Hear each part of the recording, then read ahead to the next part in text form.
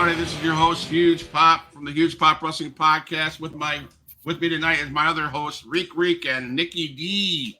Welcome to the show, guys. Tonight, we're going to recap what happened on SmackDown and a few other things that are going around the world of boxing, UFC, wrestling, etc., etc.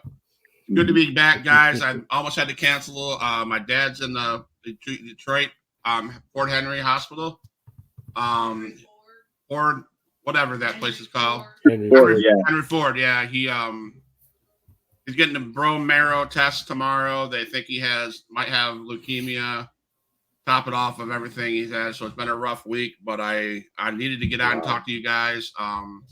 If Darla Staggs is watching, I thank you so much for agreeing to reschedule. I just had too much on my mind to prepare for that interview.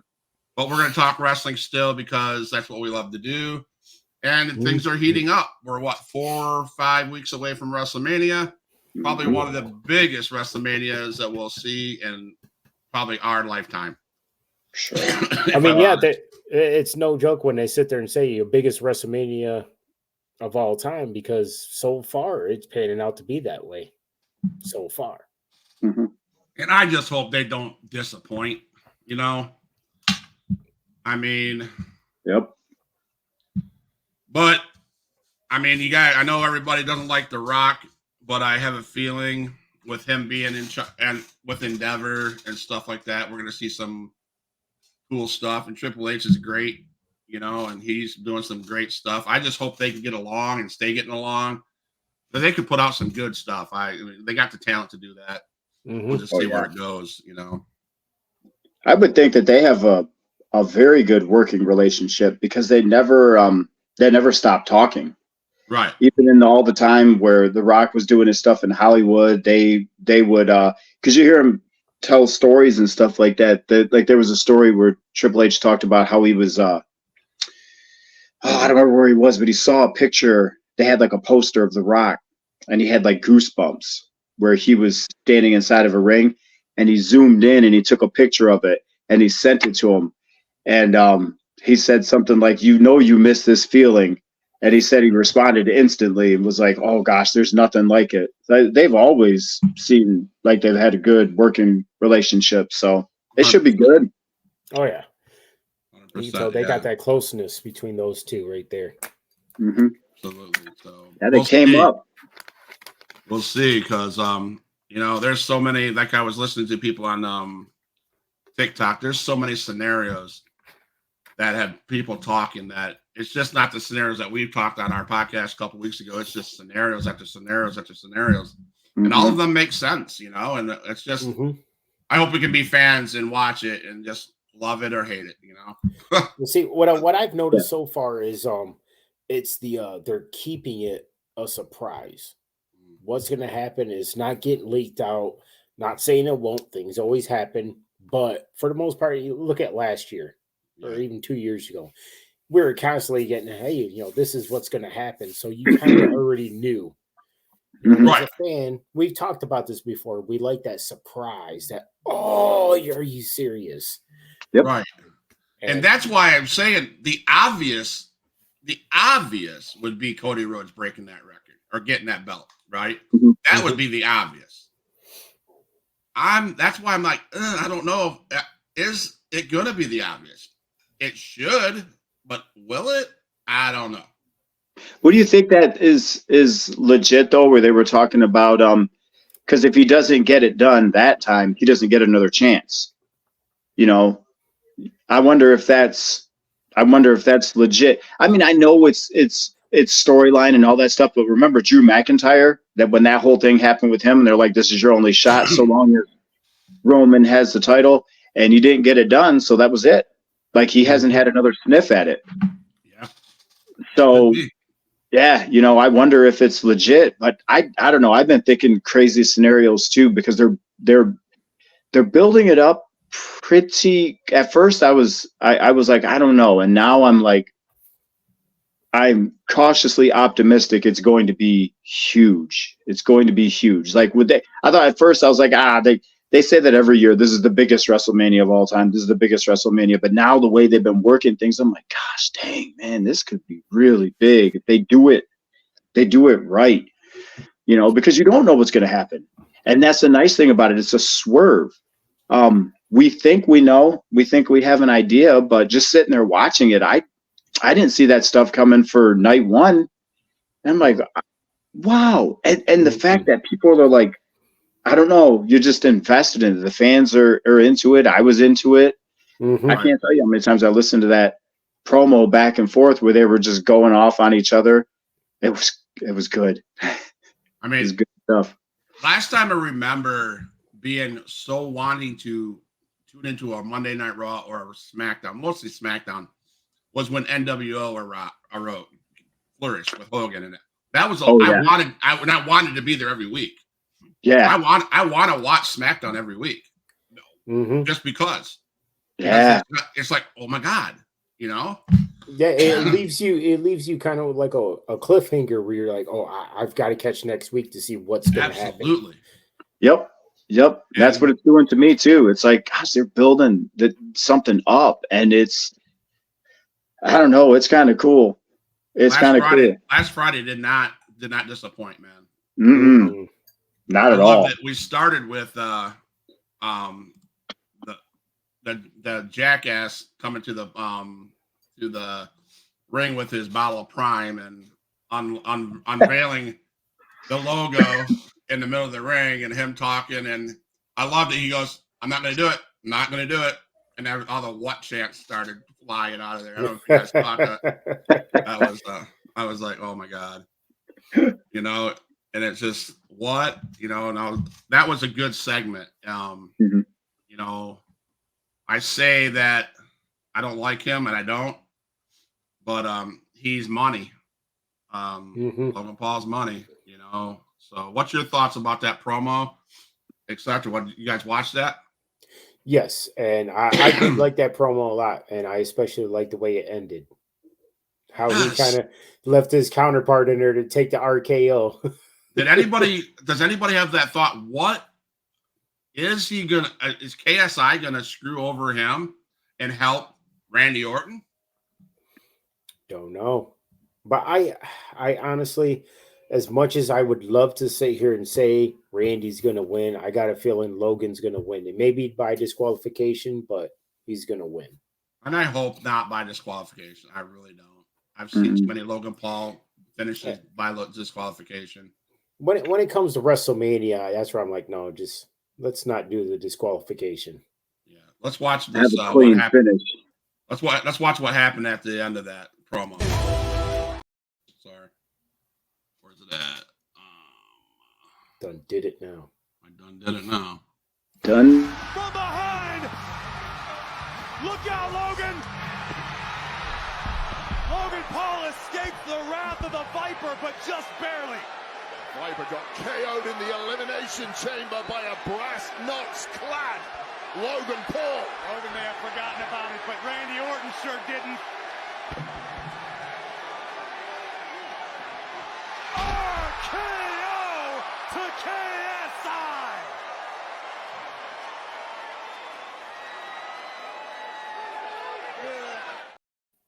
Yeah, so then Logan Paul backs up the ramp and he's like, and then he pours the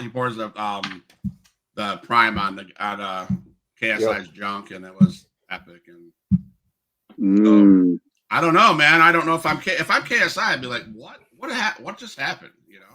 Especially if you go back and look at the tape and be like, bro, you didn't even attempt to help me. They didn't warn him. Right, didn't warn him. Didn't do nothing. Yeah, but he's gotten beat up before coming out with Paul. Like, just he's thrown him under the bus a couple of times. That one, but none of them as obvious as that. Right. So where he just bailed, he thought about number one, and he keeps sticking with him. But it could set something up. It could set something up where he turns on him or whatever, it. Or he could stick with him like his boy. I mean, where you're just like, why? Why are you staying with him? It's so annoying, Again, it's one of those things you don't know. It could go either way. But hey, Kim, how you doing? Thanks for jumping in. Good. Sorry about that. No, but I kind of agree with Reek. I don't know that Orton's going to win. I mean, I would if he does. if he does, I wouldn't be surprised, but I don't know. It's just one of those things where you kind of feel like he probably would, and he's got his legacy and everything and all that stuff, but I don't know. Logan Paul's just, I don't know. Like Orton doesn't need it. You know what I mean? I always go back to that. Like, does he need it? No, he doesn't. But Orton is at that, I feel like he's one of those guys that almost has, I don't want to say like creative control, but if Orton doesn't want a job to somebody, I think he could just talk to Hunter or whoever and be like, yeah, this dude sucks, man. I don't want to put him over or whatever. And I think he would go with it because they have a good relationship too. Yeah. I mean, he's just been there so long. So, but you know, and he does, because remember, so many people in the company were annoyed with Riddle, and they were just like, this dude's this and that, he's a joker and stuff. But as soon as Orton was like, I had so much fun working with him. No, they're like, oh, okay. And then all of a sudden they were like they put him on a team and they were like pushing Matt Riddle and stuff like that. But before that, he was just kind of like there. But he got that stamp of approval from Orton. So he maybe he does something like that for Logan Paul too. Yeah. Maybe he sees something in him, he likes him, and he's like, yeah, you know, I'm gonna, you know, give this guy the rub or whatever, or put him over on the biggest stage. Yeah. You know, he could. That's possible. Yeah. You know, and you're right. Both of you guys are right. Orton doesn't need the belt. No. It's why? It's Orton. It's Orton. Yeah. I mean, the only reason why I'd say, I mean, and I can say this, I think without a belt, Logan Paul would be just as good. Oh yeah. He would be he'd draw butts and seats still. Yep. You know, and do we give it to Orton because, you know, just give him one last title run? Because obviously he's not going to get the big titles, you know. He's, you know, more of the, I don't want to say mid card, but he's more of the guy that's doesn't need nothing. So I don't know. I would kind of agree with you guys. He probably doesn't need it. I just hope it's a clean win. If Logan Paul wins, by God, I hope it's a clean one. It's going to be brass knuckles punch to the face. I hate that stuff though, because it ruins good matches. Like, remember him and Ricochet? Mm-hmm. Like, you don't need any of that stuff. That match was lit, but there's got to be something in there. You know, there's always got to be something. You don't need that stuff. Not in those matches. Just right. Absolutely. Just let it go. Good, clean finish. Yep. And right after that segment, they had Orton and Kevin Owens versus Austin Theory and Grayson Waller. And again, Paul came out with those brass knuckles, tried to interfere. And we don't need that. That four, they can put on a hell of a show in the ring. Wrestling. Mm-hmm. As much as I can't stand Austin Theory, he's a genius in the ring. He is. Good. He's good. He's very good in the ring, actually. He's very good. He's not Grayson Waller on the mic though, but he can work. Grayson Waller surprised me with his character and the way that he can hold his own. I'm shocked. Like, I didn't expect anything from that guy, but I'm shocked by him. Like, he can deal with the promo. He doesn't get flustered. When he had that one with Cena, he was fine. Like, I was like, gosh dang. And you saw what Cena did to Theory. He ruined him.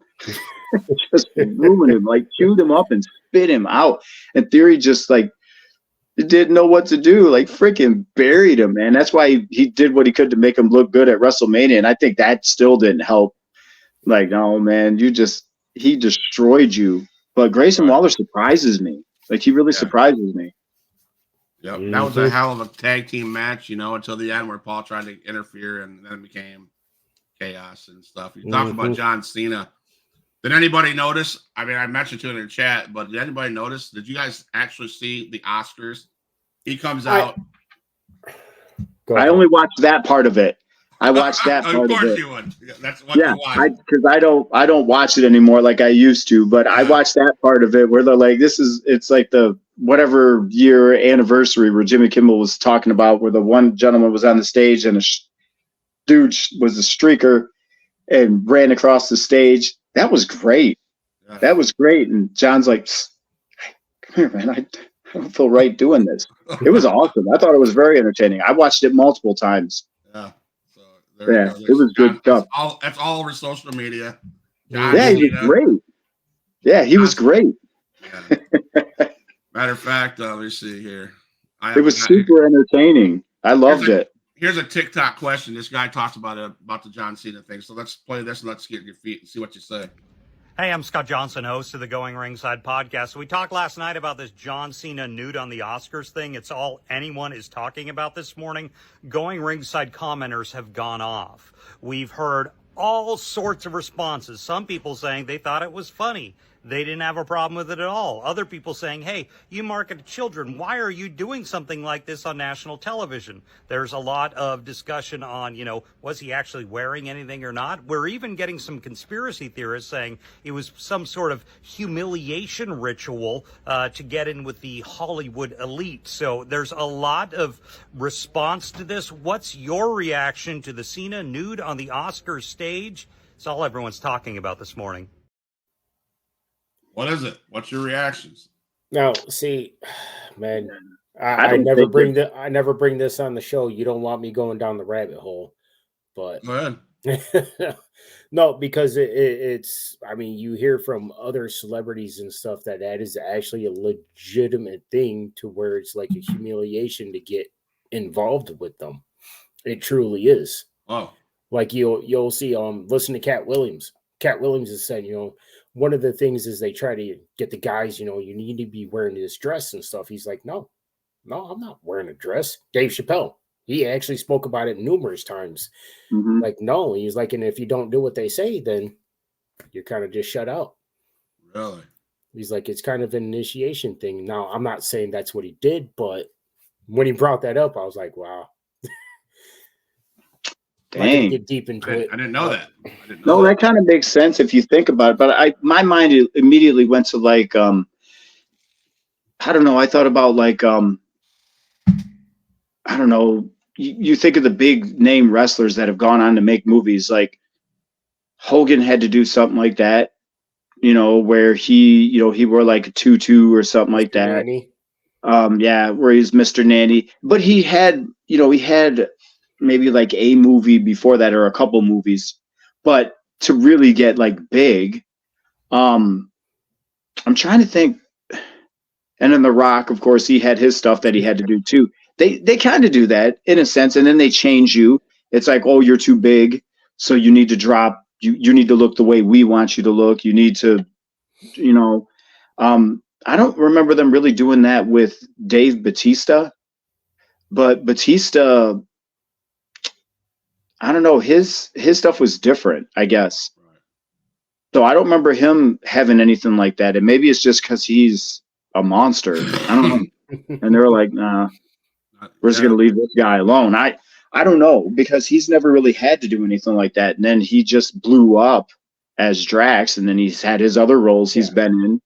So actually, even after he was Drax, he was in one of the 007 movies.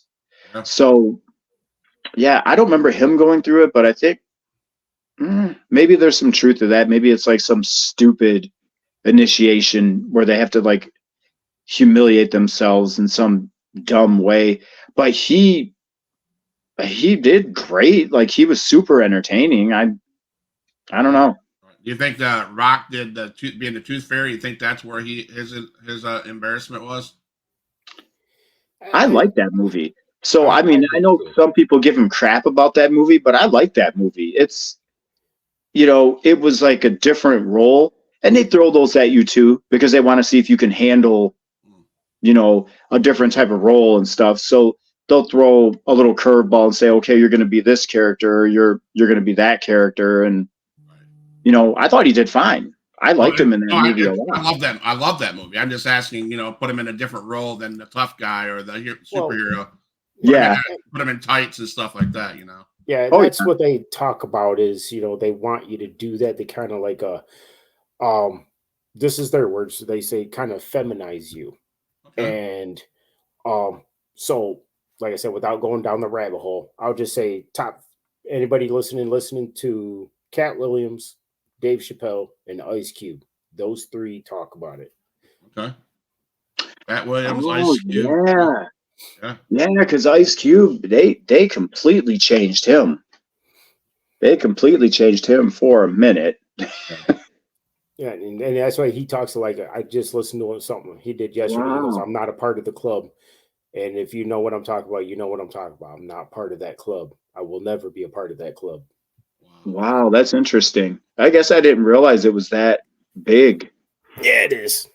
But I mean, I thought some of it, I thought a lot of it was by choice. They're like, okay, I'll do this because this might, or my agent says this is a good idea, right? Because they all have agents. They say it's a good idea to play this role. Maybe it'll help me break into the Hollywood scene more, and I won't be typecast, because some of them don't want to be typecast, just like I'm just an action guy or right. whatever. And maybe Cena doesn't want to be typecast. Yeah, that could be why. So we don't know. Yeah. Just theories. Just theories. I liked it though. I thought it was hilarious. I watched it a couple of times. It was great. It was a great segment. I mean, that's an excellent segment. But yeah, the problem with it is the same problem with any kind of dirt sheets, internet, any social media platform. People are going to take it and they're going to run with it, and they're going to destroy it. But before it's over, he's going to be a pedophile or whatever. You know what I'm saying? It's just that's what I can't stand about social media. Yeah. And I think that's the problem with wrestling today, is because we can't be fans. We can be fans, but it's so flooded with bashing each other, and it's ridiculous. Well, you notice, what was it last week when they the Rock segment kept getting cut out? Yeah. It was because of the signs behind them were saying "Die Rocky Die," like the old school signs said. That's old. They used to do that. They used to chant that. Yeah, but that's why you kept seeing it go out, because whenever the camera went over there, as soon as it saw that sign, it would cut out. Yep. My gosh, whatever. And when they were saying stuff like "Die Rocky Die," but also Seth Rollins got in trouble for his diarrhea thing. Oh yeah, he got in trouble for that. He got fined. Yeah. Really? Yeah. But the crowd was going nuts with that. It was. They were saying, WWE told Seth that was the most tasteless thing he ever done. According to people out on the social media, I don't. Really? Yeah. Well, what was it he exactly said again? Because I remember, I don't remember his exact diarrhea. What's he? Oh, he goes. What did he say? Diarrhea Wayne, or something like that. I don't know. It's just whatever, and yeah. And it worked. It was great. It was great. And we're allowed to be fans. Yeah, I don't know. Yeah, I don't know. I don't know why they'd have a problem with it. I don't know why he would get in trouble for that. It's like, what do you some of the times they give the guys, like, I don't think Seth needs a script, but they would give some of the guys a script and they would have to come out and kind of stick to it, and they're afraid to express themselves or say something. But then you allow, like, some of the big name people, the main eventers, that freedom. Well, Seth's the champ, so he should have that freedom. I think that might be what he got in trouble with, because he had a script, maybe, and he went off of it a little bit too far, maybe is what they thought. And the same thing with Roman Reigns. He's in deep shit for saying what he said on Friday. But for calling the cross-dresser. Let's do this here.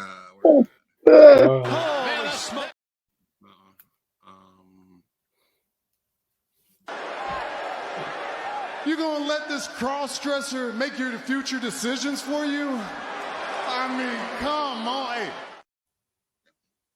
Hey. He was just playing his heel character. And that's exactly it, And but I'm not going to name the names of the organizations, but the organizations got all pissed off about that comment. You're gonna let this cross-dresser come out here and make your decisions for you, Yeah, but he said it to him before, though, just in an indirect way. He said, "You come out here in your wife's clothes, or your wife's clothing, and you want to, like, make these demands or something like that." I can't remember how he put it, but he did that on a promo a couple weeks ago. Yeah. but he wasn't as direct as he was in that promo where he just called him a cross-dresser. I don't know, it was funny. It was funny. That's funny. The thing. That's the thing. I wish people would be like us. Let them say their shit. Yeah. It's funny. Let them do it and be good. Be on. Because you could watch a movie and that same statement would be in that movie and the movie would be fine. Yeah. But people are saying it's on a television show. Now we're upset. No, come on. Let us be people. Let us be fans and enjoy the freaking stuff that comes out. That was hilarious. So let me get this right. You can go ahead and say you can't say a cross-dresser anymore, but yeah, you can go ahead and show full nudity where a 7-year-old can see it, and it'd be okay. Because now that's all you see on TV. Like there is don't make no sense. Remember back in the day, you would like lingerie commercials where you didn't see those. No. Maybe once in a blue moon. Right. Yeah, but you didn't see that stuff like now. You know what? And this, you brought up Rick, you brought up Dave Chappelle. This makes me think because comedians get attacked like that too. It's a joke. Like they're comedians and they can't go on stage and use their material because some group or some organization is going to get all butthurt about it. Mm-hmm. And then they want to attack them. That's exactly the same stuff that Dave Chappelle has been dealing with for like the last couple years. And he's like, no, I'm not bowing down. I'm not kissing anybody's butt. I'm not apologizing. It's comedy and I'm going to be me. And that's what these superstars need to be allowed to be themselves. Mm-hmm. And that's it. Like it's a promo. Gosh, man, you can tear somebody apart in the ring verbally, the person that you're talking to, but it's just a promo, right? You know, you're just cutting a promo on him. So he's cutting a promo on set. So why is this organization going to get all upset? Dude, he's in character. Right. It's like, let them do their jobs, man. Yep. But no, that's high heat on TikTok. Everybody's talking about that statement and people are pissed off. But I'm going to say this. I don't care who's watching, who's going to watch this later. People are pissed off about anything The Rock says and Roman Reigns says. Mm-hmm. They don't like it because they're fixated on the finishing the story. And I think that's where a lot of Rock and Roman Reigns heat is coming from. Yeah. Their stuff is hilarious. Yeah, it is. But they don't want them over. They want Cody Rhodes over. And I think that's where a lot of these fans are bitching because Roman Reigns had a funnier statement than Rock. Or Roman Reigns had a funnier statement than Seth Rollins or Cody Rhodes. Ha ha. Yeah. You know? Because Cody is so unbelievably over. Just like when he came out of the crowd. Yeah. I thought, people might look at that and go, oh, big deal. But there's not a lot of people that could come out of a crowd, not a lot of wrestlers that could come out without being surrounded by security, mind you, just by themselves and be completely fine and just in their element and everything. He walked right out, suit and everything. I know Seth came out too, but Cody did it initially. Yeah. Cody came walking out and everything, and he's like, the dude is so over right now. So yeah, there's probably people who are, like remember we talked about this before when Daniel Bryan was so over. Rey Mysterio came out number 30, and Daniel Bryan wasn't even in the Royal Rumble that year, but the fans of Daniel Bryan that were like obsessed with him booed Rey Mysterio, and I was like, what the heck are you booing Rey Mysterio for? That's Rey Mysterio. Mm-hmm. Yeah, so some of those fans may be at that level up here.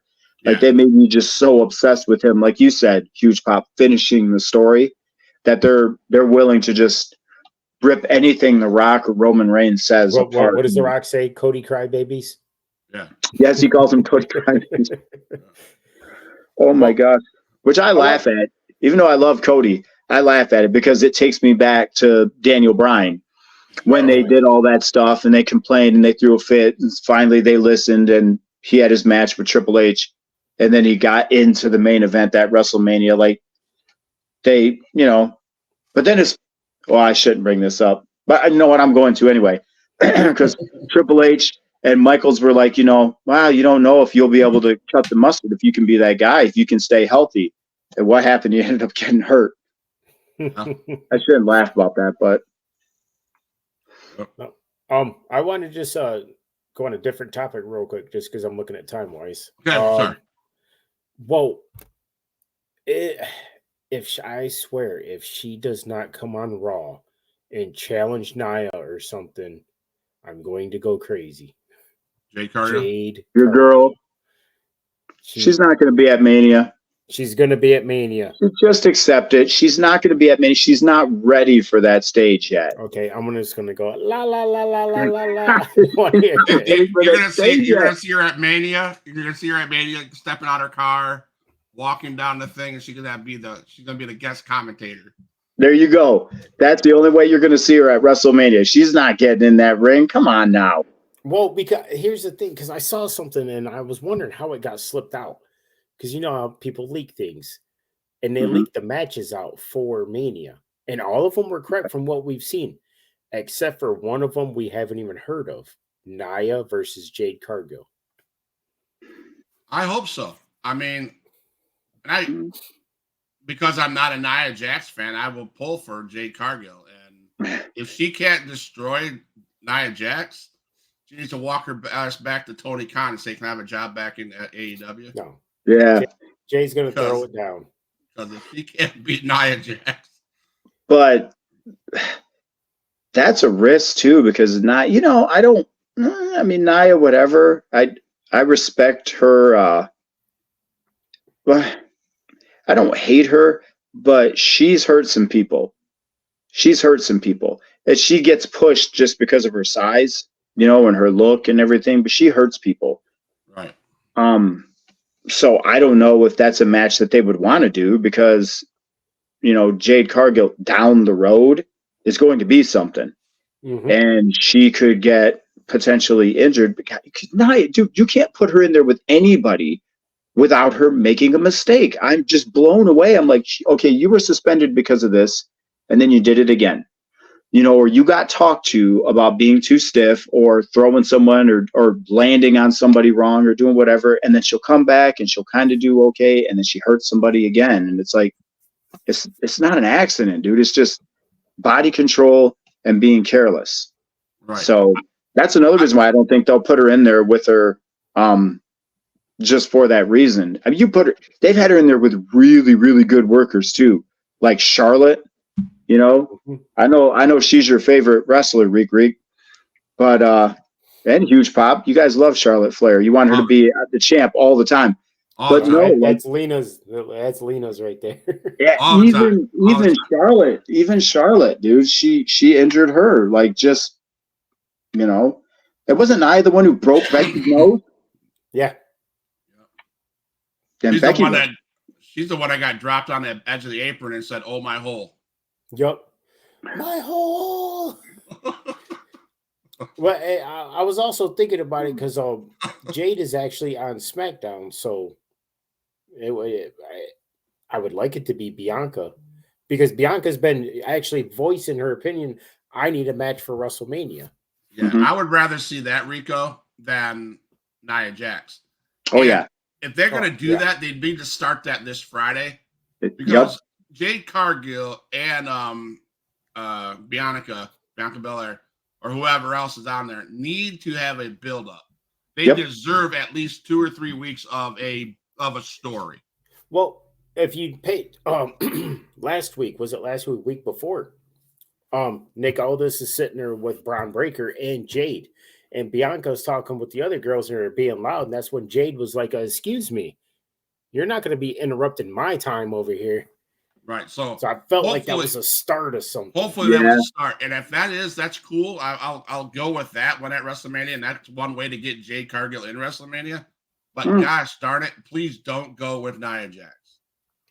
I agree. Hey, they flirted with it a little too at the Royal Rumble. Remember those two were in there and they didn't get to go at it because I think both of them got attacked from behind. And so they flirted with a little bit there too, and the crowd was into it. And that would be a heck of a match. Yeah, so why not build it from the Rumble, you said? Yeah, because that's where they were standing in there kind of like almost face to face. It was just those two. That's right, because I was like, oh my God, it's Hogan, Andre the Giant. Yeah. Oh my God. You know? And that's what I was talking about too. I was watching my youngest daughter. I was like, look, oh, here we go. And she's like, they're like the same. And I was like, yeah. So Bianca's bigger though. Yeah. So I would like that. Now I would agree with that.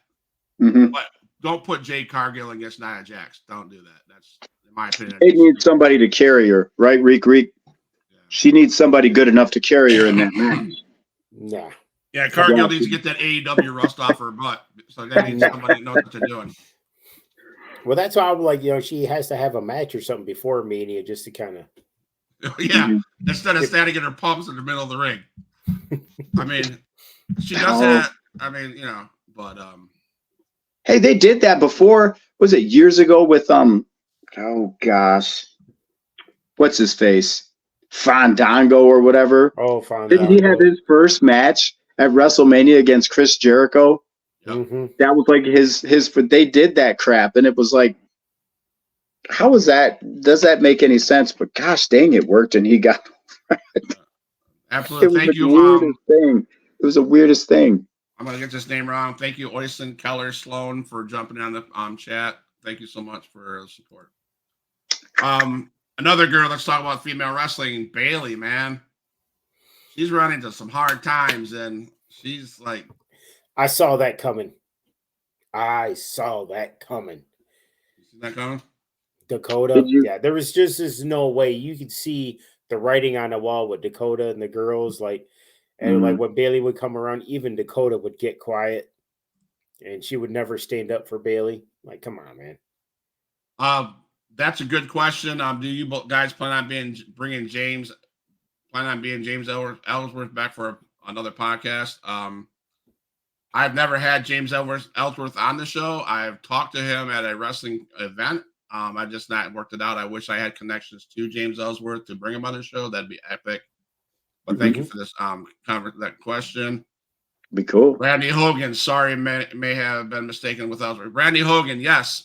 He does. I talk to him probably once a week. He does want to come back on to share more stories. I will see him in June at the River City WrestleCon. So, absolutely. Nice. But then we got Bobby Lashley and Ricochet or Karrion Kross. I'm finally glad to see Karrion Kross have some kind of action. Mm-hmm. Thank you very much. I mean, dang, killing me with that. I mean, and Bobby Lashley's looking tough. That would be a good story. That'd be a great thing to go on. Yep. Always. That'll be good. Two big guys, both can work. I love Bobby Lashley. Like, that's no secret. That dude's awesome. And that should be interesting. That should be good.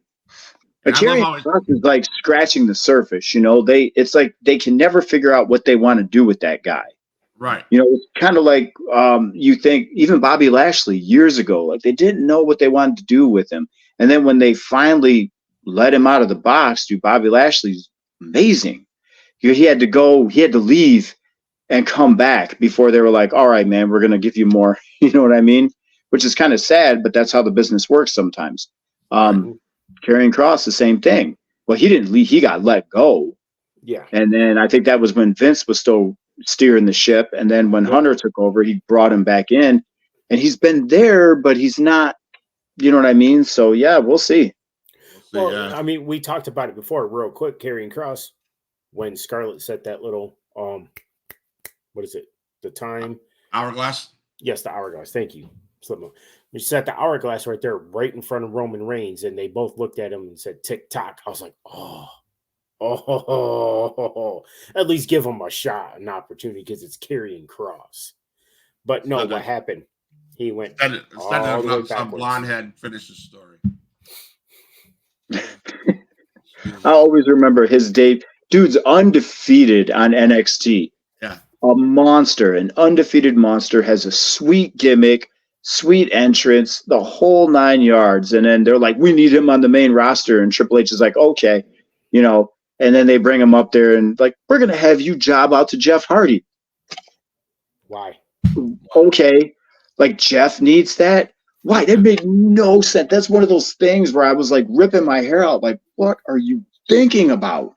And then, and he could never recover from that. How could you? How could you? Like, dude, I don't even know if Jeff was sober when they had that match, and he still beat him. Probably not. Dude, it was so messed up, man, that they did that to him. Just freaking that stuff they do to people. They bring them up to the main roster, and then they just do nothing with them. So, well, it used to be that way. Yep. So yeah. Anyway, let me see what else we want to talk about. We got 20 minutes. I know we'll talk about The Rock and what he said, and let's just. I know we're switching gears. I'm glad to see that somebody's going to fight finally Jake Paul. I was waiting for this to come up. Listen. I am so excited. I will probably buy this pay-per-view because I want to see that. What's on Netflix? I want to. Yeah, it's on Netflix. Is it? I want to see Yep, that it's on Netflix. So if you have Netflix, you get to watch it. I want to see that punk ass get his ass beat by Mike Tyson. Listen, I don't know if have you guys seen video of Tyson training? This is what I was going to say. He just fought not that long ago. He fought Roy Jones Jr. Roy Jones Jr. was in his prime, almost untouchable. Like he was one of the best fighters I've ever seen, and obviously so was Tyson. But gosh, in the age that they fought, Tyson looked like Tyson, and Roy Jones did not look like Roy Jones, and it was just a respect thing. I think Tyson, because he's Roy Jones, a fellow, like just an incredible, like Hall of Fame boxer. He's in the ring with, so it's a respect thing. Jake Paul ain't gonna get that, and unless it's just trying to, like, I don't know, put on a show or something like that. If he upsets him, something happens. Like I don't know. So that's why my brother asked me. Was it my brother, or was it you, Rico? I'm not sure. This is on Netflix. I'm sorry, my son Cody. He's the one that's brought this up. Okay, it's on Netflix. Mm-hmm. Since it's on Netflix, is it live? And if it's not live, is it rigged? It's something that.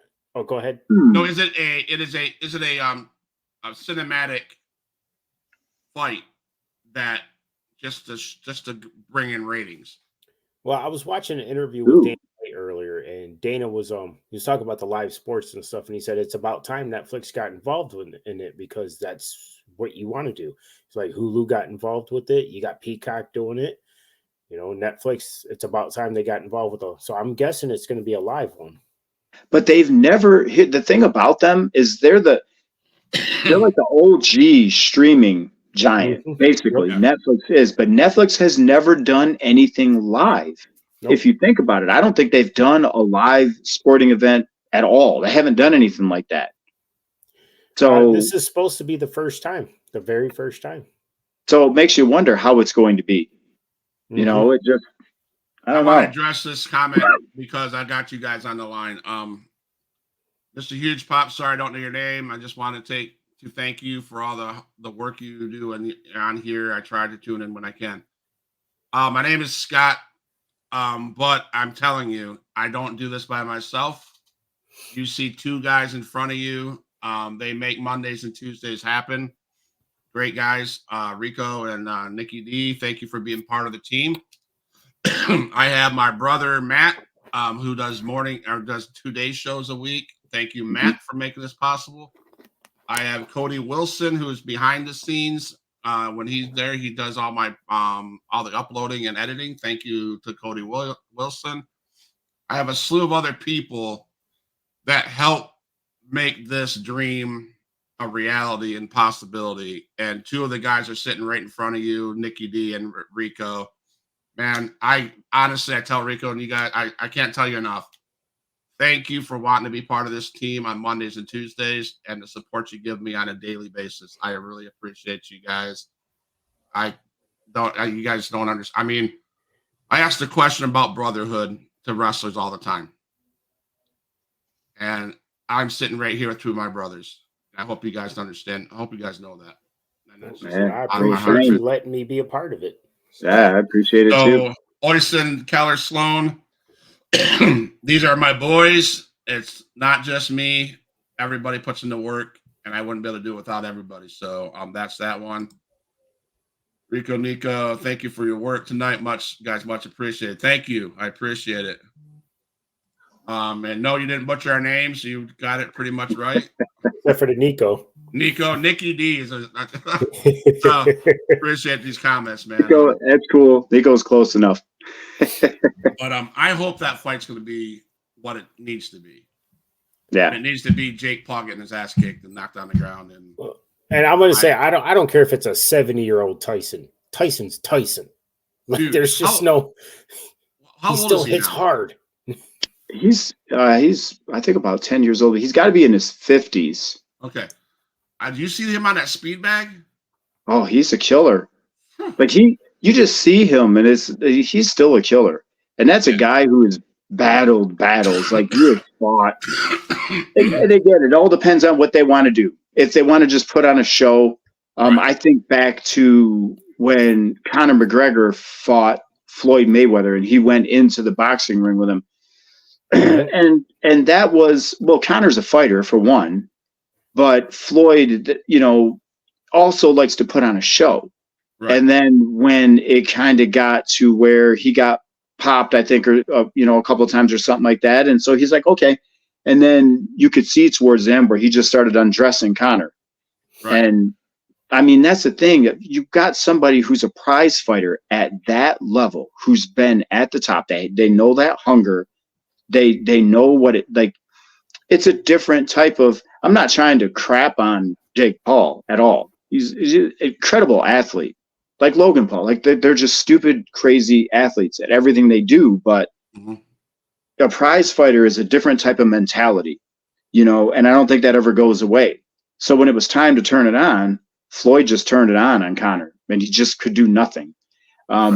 I think it'll be the same way with Tyson. And like I said, I think he held back a little bit with Roy Jones just out of respect. It was out of respect. But he beat Tyson Roy Jones, didn't he? It was a draw. I think it was a draw. It was a draw. I think it was a draw, but everybody was like, yeah. Right. Mike kind of held back some. He's 57 right now. He'll be turning 58 when that fight happens. Yeah. I'm a former pro wrestling trainee from Ireland. Just to introduce myself, almost made the card, but had to quit due to injuries. But I really appreciate everyone such as you guys help me up with my buddies such as Randy Hogan. Hope I'm not interrupting by the way much. Man, you're not interrupting. I'm going to ask you a favor. Can you add me as a friend on Facebook? I would love to invite you on the show Monday or Tuesday to interview you and hear your story. Does that sound good, guys? Oh, yeah. We'd love to have you guys on the show, and we'd love to give you the opportunity to give us your story, tell us about almost making the card, etc. So DM me, friend request me. I'd love to talk to you later on. So thank you for so much. That'd be tough. So that's Mike Tyson. So when we're talking about fighters, we have to talk about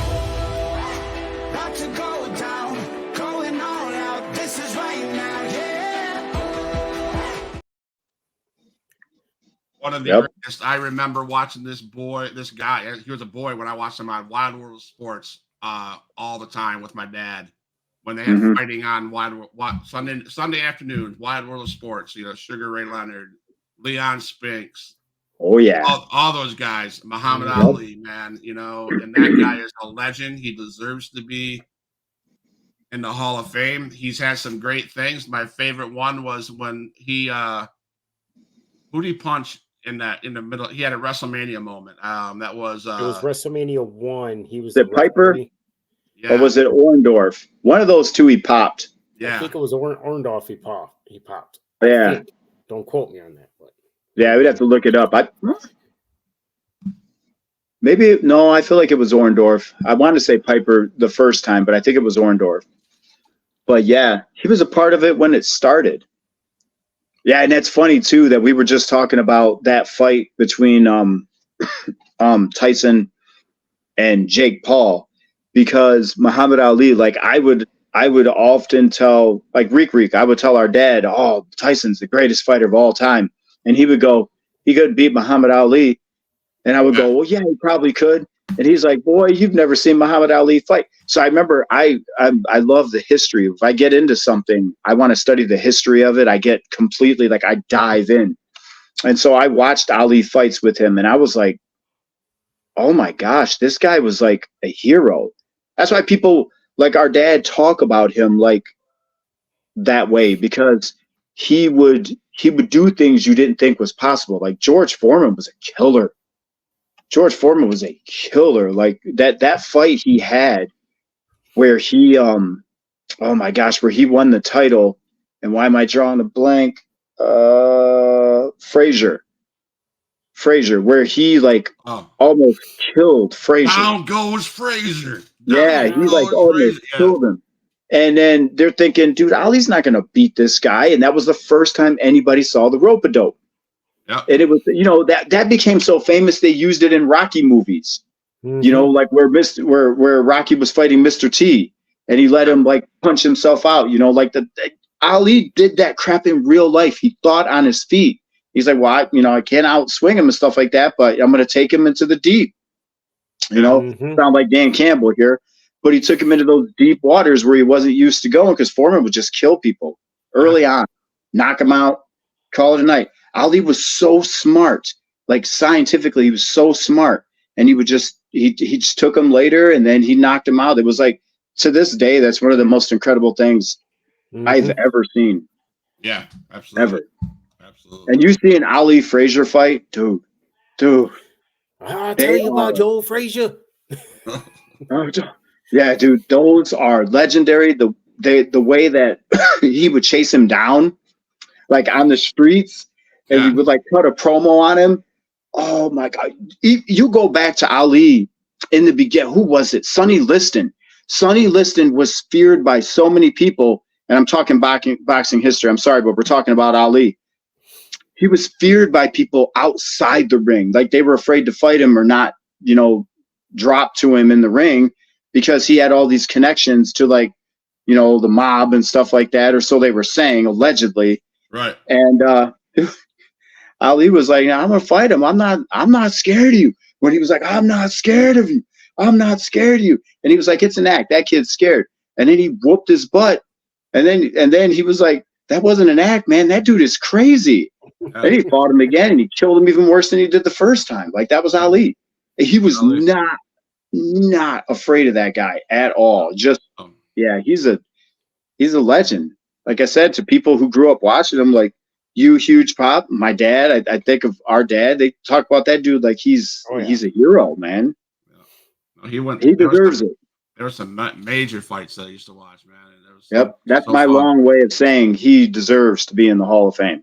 Absolutely. Yeah. So before we go any further, I mean, I do have to, this is going to kill you guys, but I will have to bring this guy up. Another legend, another icon. I watched AEW Revolution. I had to buy the pay-per-view. You knew I would buy the pay-per-view because why? Because I'm a Sting guy. I will say this. The pay-per-view in itself was not very, they could have done that whole pay-per-view minus the Sting on an AEW Dynamite or an AEW Collision. I blew $50 for one reason, to see Sting. And I don't know if anybody's seen any highlights, but that match was good. Here's about a minute and a half of my boy Sting. Oh, man, that can really be a great look at Darby's back. Oh my God, he's all taped up. He's all bandaged. He's still bleeding. Glass in his body. Darby willing to sacrifice. And the helping him to Sting win. Give me a scorpion deathlock. Listen to this crowd. Listen to this sold-out crowd here in Greensboro. The end has got to be near. It's got to be near. Yes!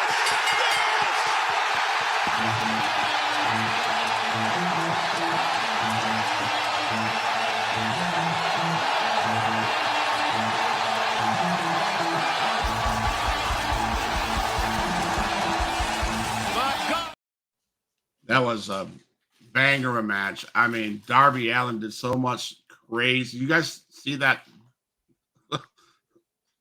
moonsault, I guess, off the top of the ladder through that pane glass? That was crazy, man. You're like, cool, but why did you have to do that? I mean, that just shows the hunger that guy has, that kid does. Mm-hmm. Mm-hmm. That was impressive, And again, I'm a Sting guy. Tony Khan would have been an idiot if he would have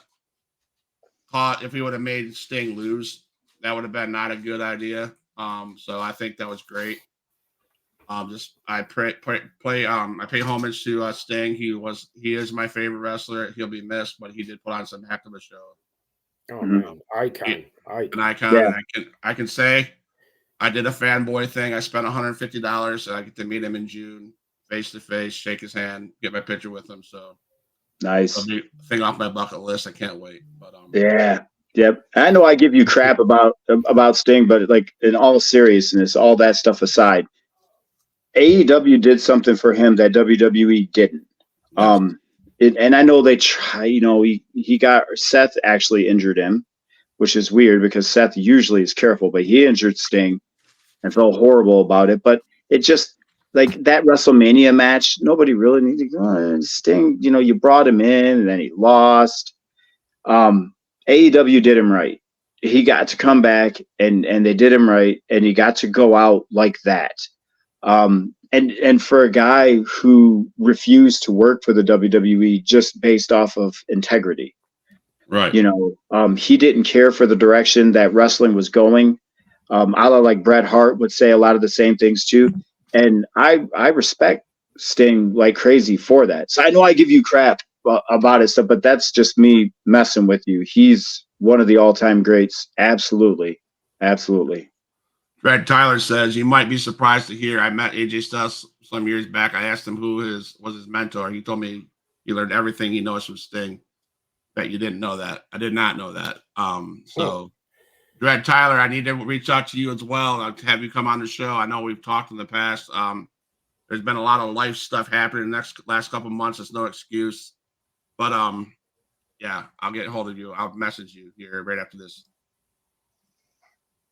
It's okay. I'll message you on this podcast page tomorrow. Yeah, no problem. Thanks, man. I sent you a Facebook message, a request from Scott Rogers. Okay, I just sent it about 5 minutes ago. So to close the show, let's see what this is. Get news coming out of the. Okay. There's news coming out of. There's two things we want to talk about before, and I want to get your opinion on what does this mean for WWE going into WrestleMania season. Okay, here's this. Get news coming out of the WWE. It looks like Brock Lesnar has been added back to the WWE website under active roster wrestlers. What's your thoughts? Do we need to see Brock Lesnar again? No, but they were trying to build up him and Gunther. Okay.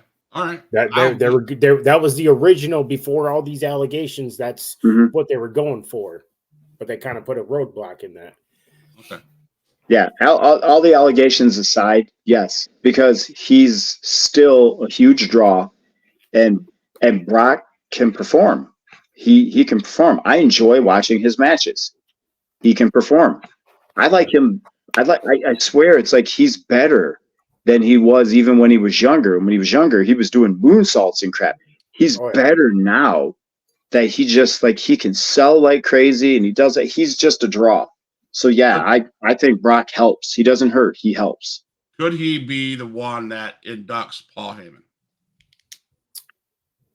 I want it to be personally, but that would be cool. I gotta say, if it's not Brock, then a Sandman. I truly believe the Sandman. Oh, wow. That would be cool. Well, you think of all the people that he is. Mm-hmm. I hope it's a Sandman. I really do. I hope it's a Sandman. That would be cool if it's Sandman. Just something like that. What if we had a surprise from the AEW commentator table, Taz? Yeah. Paul Heyman's done so much for a lot of people. Yeah.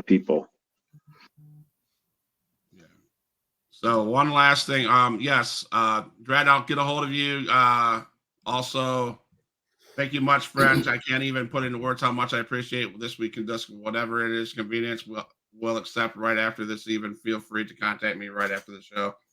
Thank you so much for joining the show. Yes, thank you guys. I appreciate that, guys. Both of you guys, both Dredd and Oyster, I'll get a hold of you after the show. I have one last video to close the show. It's the slap that was heard across the world. Thank God Cody got a pair of balls to do something finally. 4 weeks until WrestleMania, and you finally do something. Except for stand behind your dog and your mic and your pal Seth. So here we go. Roman's grandfather looking down is proud. The Rock's grandfather, the High Chief, is looking down. And right now, your dad, the American Dream, one of the Rock's heroes, is looking down.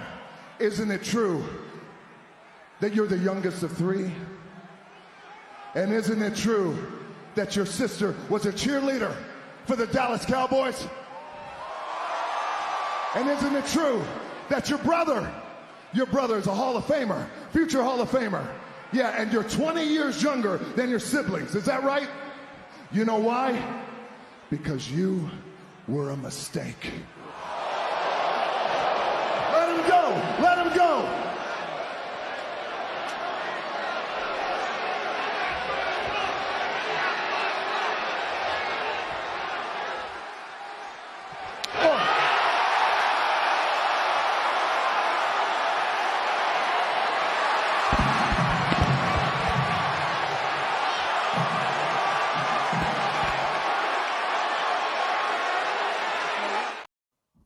It was gold.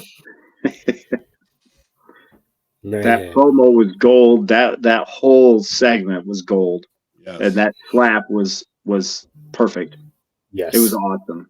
It was awesome.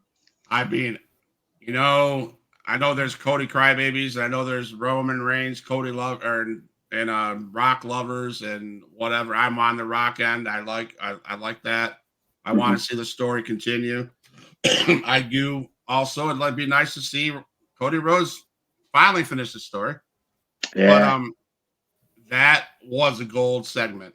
That probably was 15 minutes long and probably 15 minutes too short. Awesome. Because they could go forever. Oh yeah, definitely. They don't have to wrestle a lick, and they tell a story. Yep. But that's money right there, because now you're getting everybody more involved and everybody's in tune. Like, okay, we need to see what is going to happen next. How big was that too, Seth, dude? When Seth was like, he was like, "You listen to me, Mr. Midlife Crisis. Yes. You had your time. You can't have our time." I was like, yes. "Oh my gosh, dude! Just dang, man! Yeah. I love that." Yeah, 4 guys, and of course, Roman Reigns sucked at like 3 years ago. He's fire on the mic now. I mean, all of them are at fire, and it's just I don't want it to end. I don't want it to, and it's just because it's so good. I know that's the sucky part about it. It's like, all good things come to an end, though. You haven't seen a story like this in a long time, man, and it's just like. And I didn't think they could keep it going. They proved me wrong. I don't know. I'm still on the fence. I'm still pulling for Reigns to win it. You think night one? Because in my mind, I was thinking night one, Bloodline goes over, so it's Bloodline rules for the championship. But then I thought Cody would pull it off, even though it looks like he won't, because it's like Bloodline rules. It's basically everything's against him, because that's what happens if Rock and Roman win. And so I kind of looked at that like that would be one way they could do it, but who knows? Like there's so many different scenarios, so many different ways they could go with this. It's so much, and it's just man, it's so much. I don't know. Can't wait.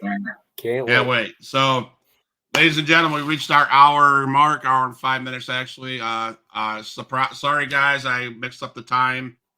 That was my fault. So Rick's fault.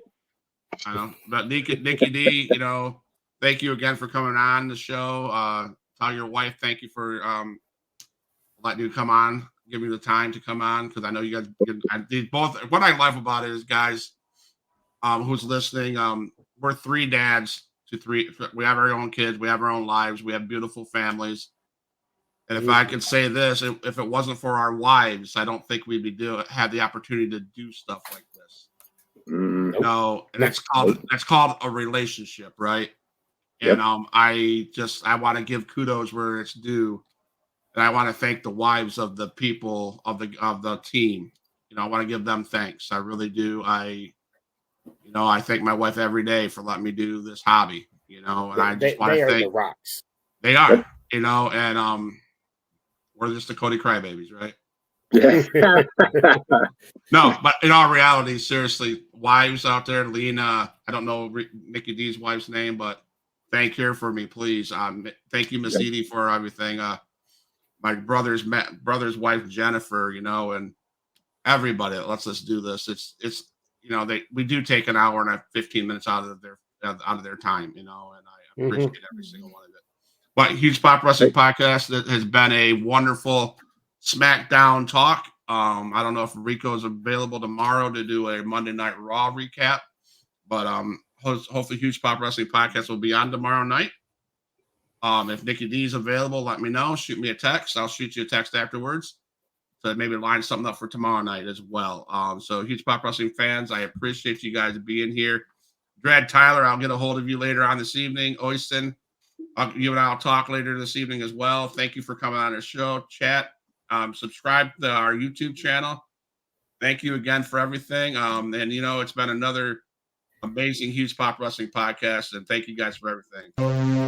All my dogs, make some noise up in this house.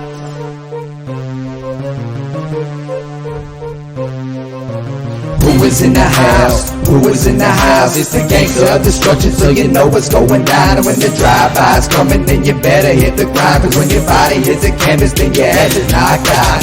Who is in the house? Who is in the house? It's the gangster of destruction, so you know what's going down. And when the drive-by's coming, then you better hit the grind. Cause when your body hits the canvas, then your head is knocked out. Fight with Adrian Whisper is like a fight with the devil, because when he's dealing with you, you cannot get on this level. Fight with Adrian Whisper is like a fight with a king. It's like a fight with an army. They got the tanks and everything. He's leaving bruises and stitches, possibly leaving you crippled. Cause when he sets up the table and sends you straight through the middle. 6 sadistic free, beat that ass with a light bulb. Leave a piece of glass embedded in the back of your skull. Who is in the house? Who is in the house? It's the gangster of destruction, so you know what's going down. And when the drive-by's coming, then you better hit the ground. Cause when your body hits the canvas, then your ass is knocked out. Who is in the house? Who is in the house? It's the gangster of destruction, so you know what's going down. And when the drive-by's coming, then you better hit the ground. Cause when your body hits the canvas, then your ass is knocked out.